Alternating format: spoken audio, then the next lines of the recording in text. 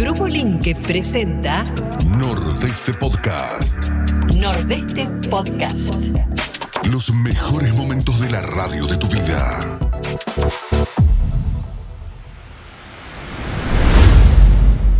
Gracias por recibirnos, la verdad que para nosotros es un orgullo poder difundir un poco más la causa Malvina, que está un poco callado el asunto, así que nosotros estamos encargados de poder explicar un poquito más para que la gente y la juventud sobre todo pueda comprender a fondo la realidad de esta causa. Hoy el excombatiente, el veterano, ¿está como se merece o falta todavía la atención del Estado? Mira, Walter, en realidad siempre hay cosas que están faltando, porque a medida que va pasando la vida, nosotros vamos creciendo y vamos generando dificultades de salud. En muchos casos también es producto de lo que habíamos vivido en aquel momento con tan solo 19 años. Claro. Teniendo en cuenta la alimentación, la mala alimentación que recibíamos también en ese momento, el maltrato también de algunos oficiales y suboficiales de la fuerza. Bueno, todo eso generó, ¿no es cierto?, un deterioro en la vida para nosotros. Y el Estado, como siempre, ¿viste? El Estado siempre está alejado de lo nuestro, de la situación nuestra. Y lo que llama poderosamente la atención, te digo con conocimiento de causa por una lucha muy intensa que yo llevé acá en la provincia del Chaco y a nivel nacional también, siempre tenemos que estar suplicando a los gobiernos de turno. Y no tenemos que llegar hasta ese extremo nosotros. Ellos tienen que valorar lo que nosotros hicimos en su momento en defensa de la patria. No es que fuimos a un campeonato de fútbol o algo parecido. Claro.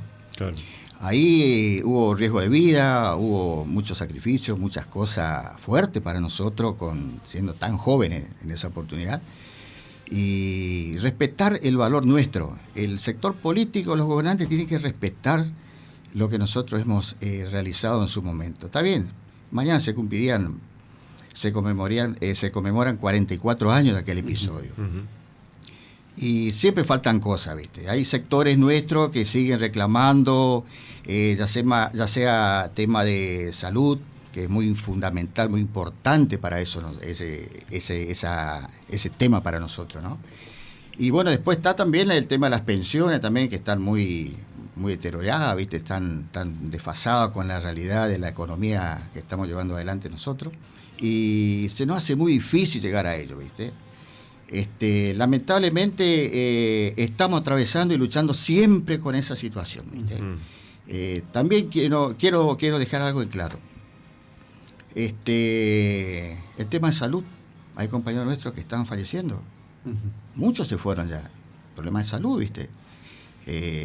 Y bueno, todas esas cosas nosotros tenemos que estar atentos, tenemos que estar difundiendo, tenemos que estar llevándole esa problemática a los gobiernos para que ellos puedan activar algún tipo de solución al camarada fallecido y un poco de contención también a los familiares, ¿viste? Ay, claro. Eso es un tema importante. Es un tema muy importante que a nosotros nos preocupa, Walter, eso, ¿viste? Con 63, 64 años que tenemos hoy por hoy, la clase nuestra, la clase mía en este caso, estamos atentos, ¿viste?, a que no ocurra nada, que no desaparezca un compañero nuestro. ¿Por qué? Porque después se nos viene un problema, ¿viste? El problema del compañero que desaparece y después la familia que hay que atenderlo. Claro. Entonces el gobierno hace oído sordo en eso. Y nosotros somos las asociaciones, los referentes, somos los que estamos siempre pasillando, golpeando las puertas, ¿viste?, para ver si podemos conseguir alguna solución para esa familia. Daniel, ¿quiénes te están acompañando hoy acá? Bueno, son camaradas míos de distintas fuerzas, de distintos regimientos. Como siempre hay un ex oficial instructor nuestro, que en su momento fue el subteniente Fernández. Es un fiel luchador de nuestra causa, él de la oposición, de la posición que él tenía en su momento como oficial, jefe de pelotón. Tiene muchas cosas para decir también. Así que está gran parte de mi comisión directiva también acá. Hay otros que están afuera, que están viniendo, pero no van a poder ingresar, pero lógico, por el espacio. Claro. Pero bueno, somos todos de la misma clase, somos todos de la misma lucha. Son de la agrupación de acá de Resistencia. Somos de la agrupación de Resistencia y me atrevo a decirte con mucho orgullo y honor que somos la única asociación más veterana de la Argentina. Mirá vos. Claro. de la Argentina. Y me atrevo a decir también que es la única asociación que logró un reconocimiento provincial a nivel país. La única provincia que dio una pensión para este sector de veteranos de guerra, que nosotros estuvimos cumpliendo funciones en la plataforma continental. Que desde ahí, Walter y Marco, de ahí partían los aviones a combatir a Malvinas. Claro. De ahí. Mirá vos. Esa fue la tarea de logística fuerte que hicimos nosotros. Amigo Fernández, ¿vos qué tenés para decirme? Bueno, me voy a presentar, soy ex teniente del ejército. Acércate un poquito Mi más, primer Raquel. destino Así se te escucha mejor. Era acá el Chaco, muchas Sí. gracias, teniente. Bueno, yo lo que habla él del tema de veteranos, es una pelea constante, fue. Está reglamentado, nosotros somos veteranos de guerra, no somos movilizados, pero todos fueron movilizados. Hasta Claro. los excombatientes fueron todos movilizados. Y a nosotros nos tenían, como estábamos en el continente, como que no éramos veteranos de guerra, y somos veteranos de guerra. Pero no está escrito en los reglamentos, en el que nosotros queremos tener ese título, somos todos veteranos de guerra. Yo cuento mi experiencia. Yo movilicé de acá en tren hasta Santa Fe, con todos los vehículos, el armamento, munición. De ahí nos embarcamos hacia el sur, Ajá. pero el destino no era por San Julián. El destino de ese barco era las Islas Malvinas. Yo me enteré después de eso, pero el destino del barco era Islas Malvinas. Y ellos Te detengo ahí. Ese engaño también duele, ¿no es no cierto? sabíamos. Éramos dos oficiales que íbamos en el barco, pero no sabíamos. ¿Te enteraste embarcado ya? Claro. No, me enteré después de la guerra. Ah, Mirá vos. Sí, nosotros íbamos a Malvinas y ellos estaban en Río Gallego. Ellos fueron en avión a Río Gallego. Y era barco, isla. Cuando hubo bloqueo naval, el barco que iba derecho se fue para Puerto Santa Cruz. Ahí fue. O sea, yo como oficial, el otro oficial un poquito más antiguo que yo, ninguno sabíamos. Después nos enteramos que sí, el barco iba. ¿Por qué? Porque el armamento que llevaba el barco era para el tipo de suelo que había en Malvinas, que es el Otome Lara 105, que se puede desarmar entre 10 personas, que es el servicio de pieza. Claro. Entonces era viable. Por eso que lo que más aguantaron en Malvinas fueron los Otome Lara, pues fue el traslado para poder aguantarle al enemigo, digamos. claro. ¿Alguno me quiere contar o nos quiere contar a todos, digamos, qué sienten cuando llegue a esta fecha? Bueno, mirá, Marco, la verdad que para nosotros es un día muy especial, un día que jamás lo vamos a olvidar. Yo te voy a contar brevemente la posición que yo tuve en ese momento, porque la mayoría de nosotros como soldados habíamos salido de baja ya en el año 2009, en el 81, y después cuando se desató el conflicto nos vuelven a reincorporar a nosotros la clase vieja, ¿viste? Como soldado viejo, lógicamente nos mandan al frente, ¿viste? Me parece bien, una estrategia militar me parece fabuloso, ¿viste? Bueno, resulta que yo fui afectado al aeropuerto de Puerto San Julián, que de ahí partían los aviones a combatir a Malvinas. Teníamos a cargo una pista de aterrizaje clandestina. Ahí estaban los A4 de la Fuerza Aérea. Estaba toda la plana mayor ahí también. Yo era soldado, hacía guardia en la pista, hacía guardia en las torres. Preservábamos los aviones también en la pista. Yo integraba un pelotón de comando de inteligencia. Era una zona bastante llamativo para el enemigo, porque ellos, la idea que tenían, que después nosotros con los años nos enteramos, que las pistas eran el foco de ataque del enemigo, porque había que eliminar y desafectar las bases aéreas del continente, porque eso era el problema que tenía el enemigo, que los ataques le venían del continente y ellos no podían ingresar. Entonces Claro. mandaban los submarinos, que dicho sea de paso, ese submarino fue el que largó 2 o 3 torpedos al crucero General Belgrano, que eso fue un crimen de guerra para nosotros.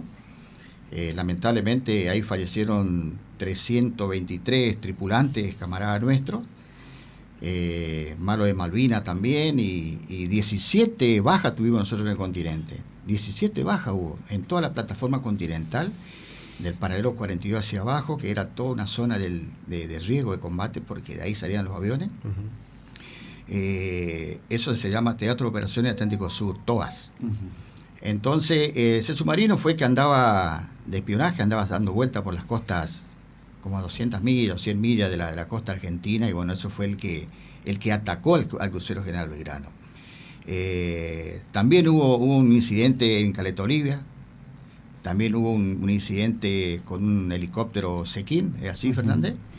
Ese helicóptero fue disparado, o sea, recibió disparo de las tropas nuestras y cayó en Chile. Después, con el tiempo, nosotros nos enteramos de todas esas cosas. O sea, había cosas que no se hablaba, no se decía. Claro. Y después, con el pasar del tiempo y la madurez que nosotros fuimos obteniendo a través de la vida, fuimos investigando información y fuimos recabando mucha información oficiales en el cual manifestaba la realidad de las cosas, ¿no es cierto? Pero en su momento a nosotros nos decían, no pasa nada, esto está todo bien, todo tranquilo. Claro, y se tapaba todo. Inclusive nos decía a nosotros que íbamos ganando el conflicto. Sí, Mirá vos. tal cual. A nosotros nos vendían eso. ¿Qué quería Sí. aportar? Quiero Fernando? aclarar algo. Nosotros éramos la primera línea de defensa del continente por la importancia del aeropuerto de San Julián. En el 2006 se hizo un acto estaba la ministra Garré, y el jefe de la Fuerza Aérea destacó el San Julián, porque de los 400 incursiones que se hicieron los aviones hacia la isla, 200 salieron de San Julián. Mirá vos. Claro. ¿Qué pasa? San Julián con la isla era el más directo, son 400 kilómetros. Así que nosotros éramos en la orilla del mar la primera línea de defensa. Después, en las pistas sí había defensa aérea, todas esas cosas. Claro. Pero nosotros en la primera línea. ¿Se llegó a atacar eso? No. ¿En algún momento o no? No. No, Marco, pero Pero- hubo intento. Ajá, Hubo claro. intento, hubo Sí, alarma, Yo alertas quería- rojas. Sí. Yo quería que por- se entienda una cosa, Ujú. porque uno dice corrió riesgo, digamos, el peligro mayor era Malvinas. Desde el momento, yo soy soldado clase 62, Francisco Mose, presté servicio en la compañía de comunicaciones CITA, acá en Resistencia Chaco.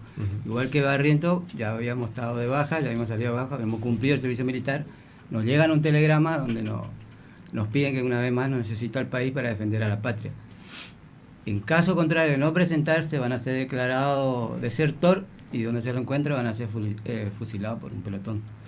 Fíjate que no teníamos alternativa. Claro, no había opción, No digamos. era que le voy a preguntar a tus padres si quieren ir, o Sí, ustedes. claro. Sí. Nos llevaron como sea. Desde ese momento empezamos el traslado, el soldado ya estaba en riesgo. Nosotros viajamos a Río Gallego en avión de aerolínea, sin asiento. Íbamos sentados en el piso, espalda con espalda, sin seguridad, sin nada. Qué bueno. En ese momento ya corrimos. Ahí llegamos a Río Gallego. El segundo traslado de ahí de las tropas fue a Comandante Piedrabuena. Lo hicimos en camión frigorífico, adentro, para no ver el desplazamiento de las tropas del enemigo, porque todo el litoral marítimo patagónico estaba en alerta roja. Ahí era alerta máxima. De noche había que andar total oscuridad. Es como si hubiéramos estado prácticamente en un inminente ataque de ahí fuimos a Comandante Piedrabuena, y quedó el regimiento de la compañía cumpliendo funciones específicas, y nos llaman desde Río Gallego el regimiento de Infantería 9 de Corriente para cruzar a Malvinas porque necesitaban apoyo de comunicación. Ajá. Volvemos de noche en total oscuridad, porque no podíamos iluminar para no ser detectados por el enemigo, corriendo ese riesgo porque más de un camión, él sabe que tumbaron por la nieve, por el piso, que era muy resbaladizo. Y bueno, llegamos ahí, nos instalamos con el regimiento 9 de Corriente, cumpliendo funciones específicas de control, cuidado de los aeropuertos, los hangares de los aviones, los depósitos de municiones, porque era un eminente ataque. Hasta ese momento el foco de la guerra estaba puesto por los ingleses en Malvinas.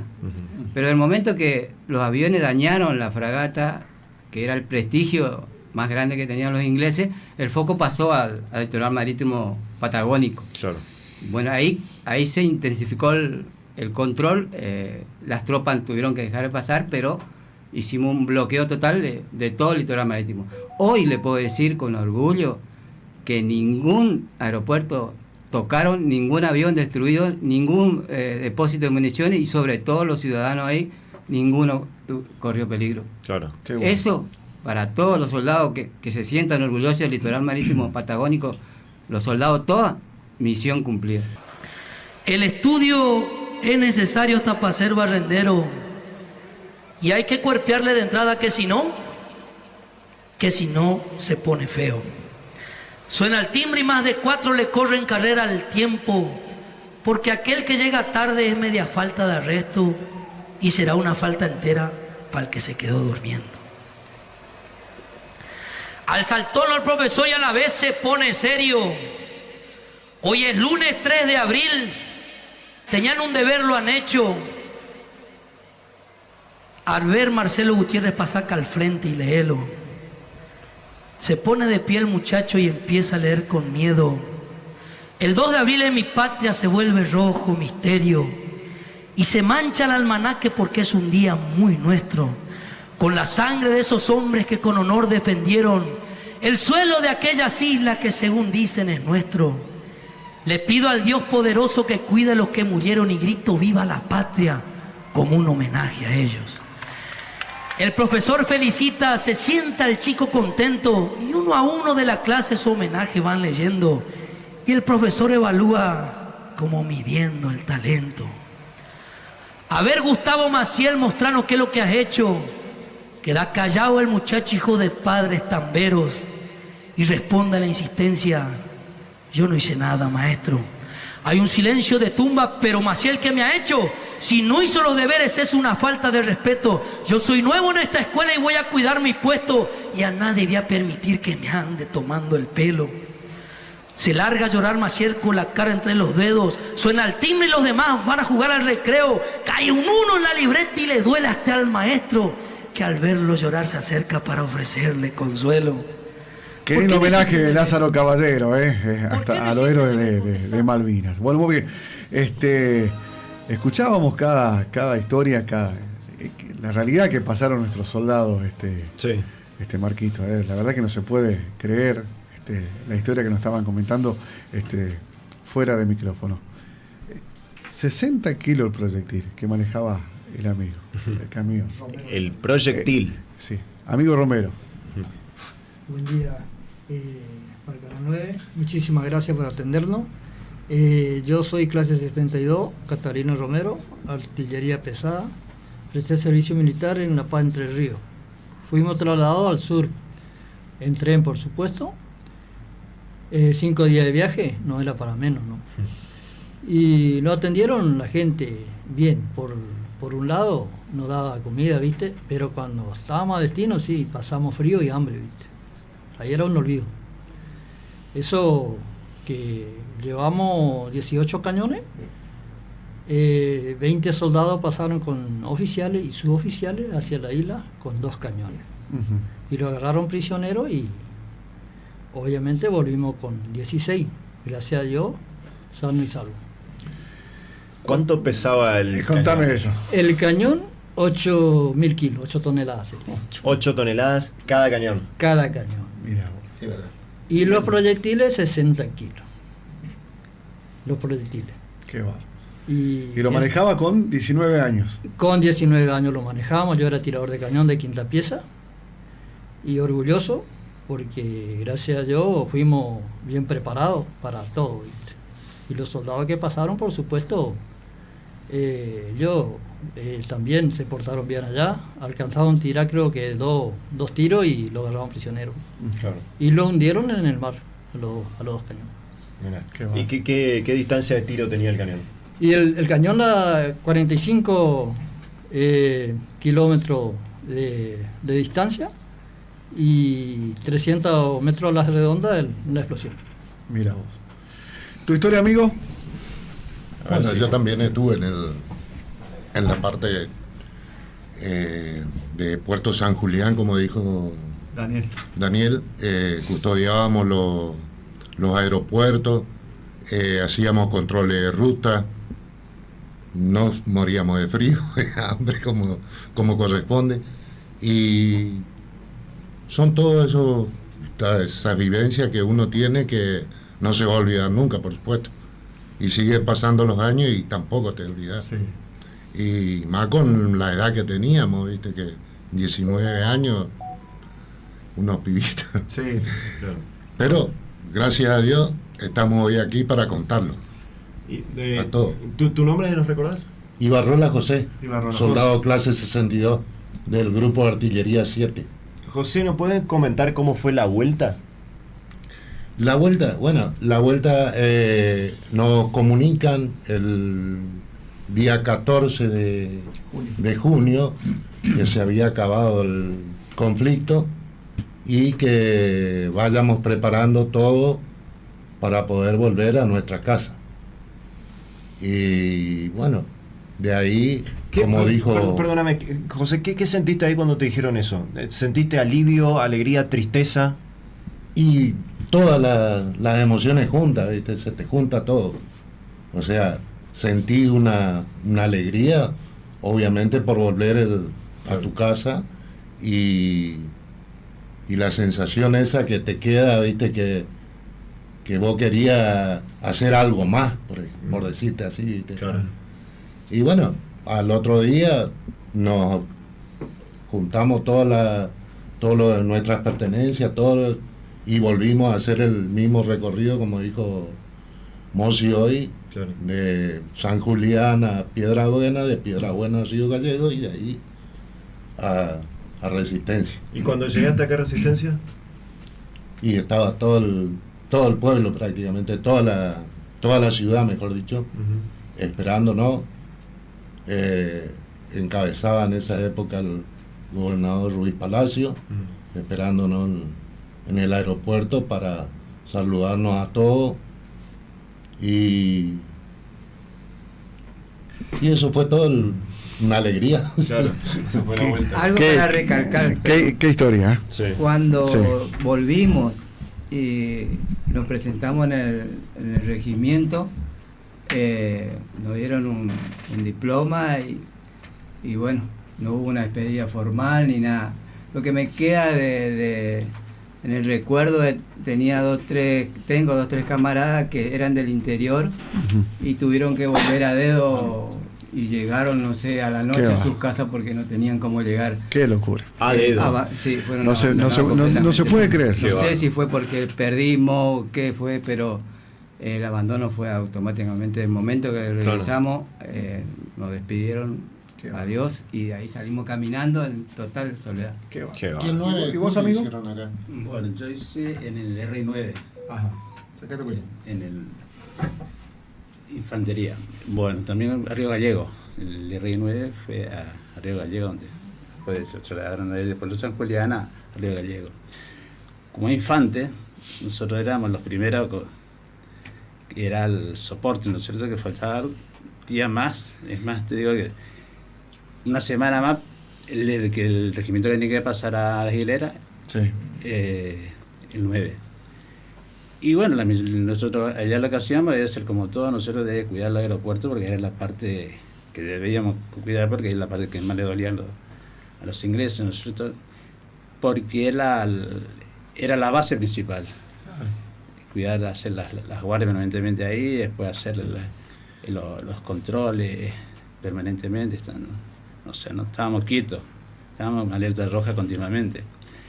Y eso permanentemente, todos los días. Eso era un trabajo. El aeropuerto era impresionante porque era la parte que más le dolían a los ingleses, ¿no es cierto? Porque la idea, como todo dice, cuando nos fuimos de acá, era las islas.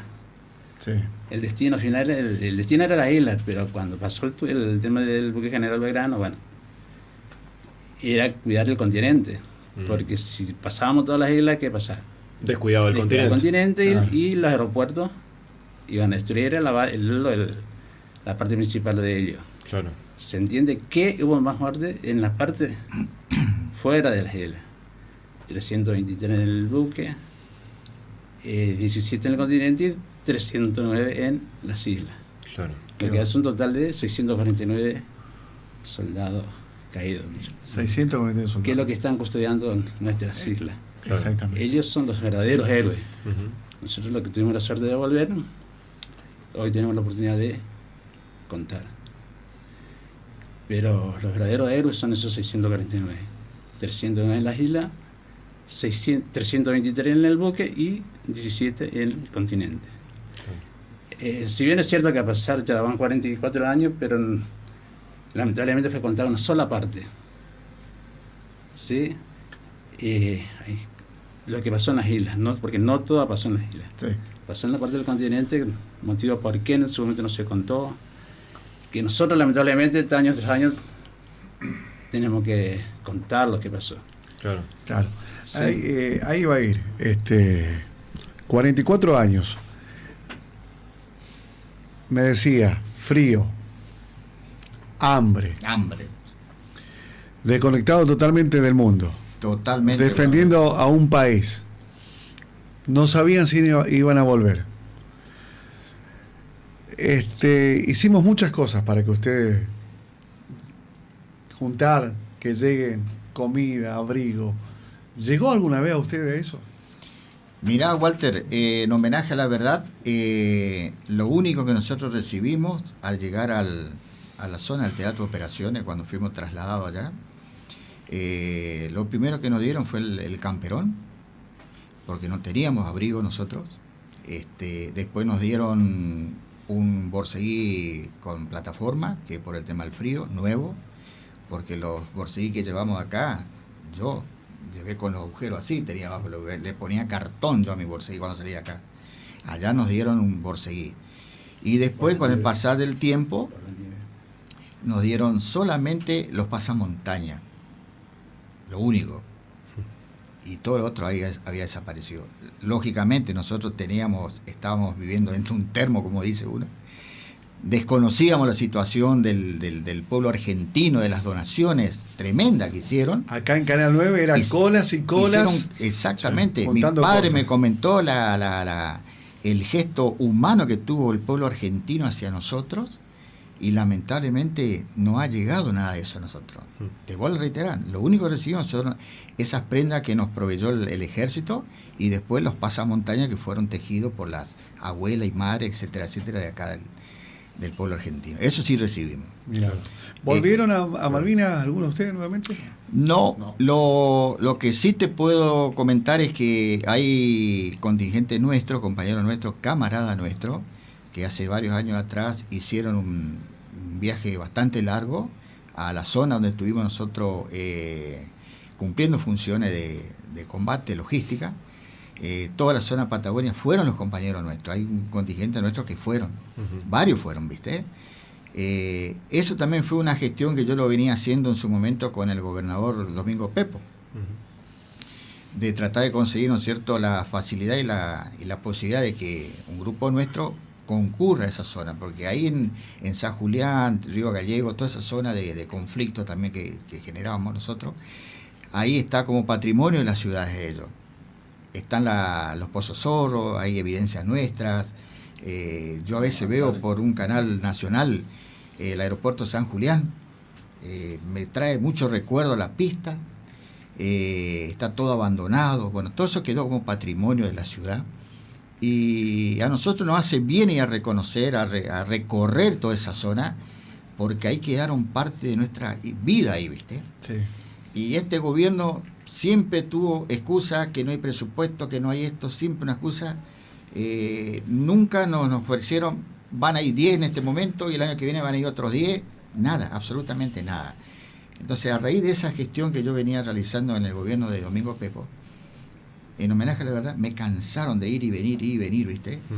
Me cansé de hablar en su momento con la ministra de Gobierno, que nos prometió, ellos son testigos de las reuniones que yo había generado con la ministra, la Jessica Ayala, en el cual nosotros nos encendió a nosotros una perspectiva favorable, una ilusión, Marcos, para ir a recorrer esa zona, ¿viste? Claro. Y falló. No pudimos hacer nada, no pudimos acceder a ese pedido, ¿viste? Pero bueno, al margen de eso, nosotros seguimos con la lucha. Nosotros somos lo que somos, sabemos lo que somos, nuestra familia sabe lo que somos. Dani, ¿tienen sede también en el interior de la provincia, no es cierto? Sí, tan solo tenemos la nave insignia, por decirlo así, está acá en Resistencia, que es la asociación más antigua del país, hace muchísimos años estamos trabajando con esto, y por suerte los camaradas siempre me designan como titular de esta asociación, hace muchos años llevo, y bueno, seguimos concretando cosas. Tenemos una asociación que depende de nosotros en la localidad de Castelli, tenemos otra en Saspeña, tenemos otra en Villavertet, y tenemos otra en Capital Federal también, que compañeros nuestros que están viviendo allá en Capital Federal. Claro. Así que todo ese núcleo de asociaciones que están dando vuelta depende de nosotros, y nosotros le pasamos la información, atendemos las necesidades de ellos, le gestionamos trámites, siempre estamos atentos. O sea, hacemos un trabajo social para nosotros. Claro, sí. Eso es muy bueno. Lo que quería resaltar es que gracias al INSEE nos provee muchas cosas desde la oficina, porque desde el interior que nos piden los camaradas, nosotros les ayuda, y ahí donde Dani gestiona todo. Nosotros también de eso hay que agradecer al INSEE, que también ella nos provee todo. Tenemos estamos completamente con todos los medicamentos, de lo que necesita un excombatiente. Claro, exactamente. Dani, te consulto. Sí.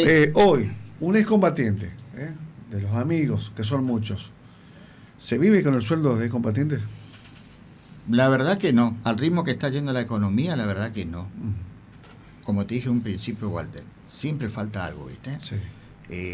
Sobre todo en materia de salud. La salud, como todo ser humano, se va deteriorando con el pasar de los años. Y lograr conseguir un medicamento se nos entorpece un poco, ¿viste? No hay un reconocimiento amplio de parte del gobierno, ¿viste? Está bien, el INSEP, tenemos la obra social del INSEP también nosotros, ¿viste? Estamos dentro de todo conforme con ese tema, ¿viste? Pero siempre faltan cosas, ¿viste? Sí. Hay compañeros nuestros que están consumiendo medicamentos muy caros, ¿viste? Claro, tema de cáncer, claro. Tema cardíaco muy grave, y bueno, tenemos que tratar de buscarle la vuelta para solucionar los problemas de medicamentos para esa gente. Así es. Bueno, 2 minutos restan solamente para cerrar. Nosotros, bueno, cuando me charlamos, Dani, para mí fue un gusto, y te dije sí de un primer momento, porque yo creo que ustedes se merecen esto y mucho más todavía. Una acotación. Sí, por favor, sí. Él mencionó las posiciones en San Julián, están intactas. La película Iluminado por el Fuego se hizo ahí. Ah, sí. Ahí se hizo. Ahí se hizo con nuestra posición. Mirá vos. Una anécdota. Claro. Qué bárbaro. Bueno, muchachos, muchísimas gracias por haber venido. Gracias por estar presente acá, contarnos sus historias, sus anécdotas en esta previa de un nuevo 2 de abril. Así que nosotros estamos, la verdad, orgullosos de tenerlos acá. ¿Se van al interior, Dani? ¿Mañana? Todavía no lo definimos, pero vamos a charlarlo en el transcurso del día de hoy, y vamos a ver si podemos tomar una decisión, ¿viste? Bueno, para redondear de mi parte, Marco y Walter, eternamente agradecido por habernos recibido y poder expresar y difundir un poco la situación nuestra, la posición nuestra que cumplimos en su momento por la recuperación de Malvinas. Así que estamos muy orgullosos de haber estado con ustedes acá en este canal tan prestigioso, esta radio tan prestigiosa también. Y bueno, hay que seguir luchando, Walter, Marco, hay que seguir metiéndole estos fichas mientras la salud nos permita. Y bueno, nuevamente agradecido, y un saludo para todos mis camaradas a lo largo y a lo ancho de la provincia para el día de mañana. Y bueno, muchachos, ¡viva la patria! ¡Viva la patria! Fue una producción de Grupo Linke. Recordá que podés escucharnos en 95.7 y 102.7 Resistencia. 102.7 Corrientes. A través de la web www.radionordeste.com.ar. En todas las redes, Nordeste Play OK. Podés vernos las 24 horas vía streaming en www.9link.com.ar. Gracias por escucharnos.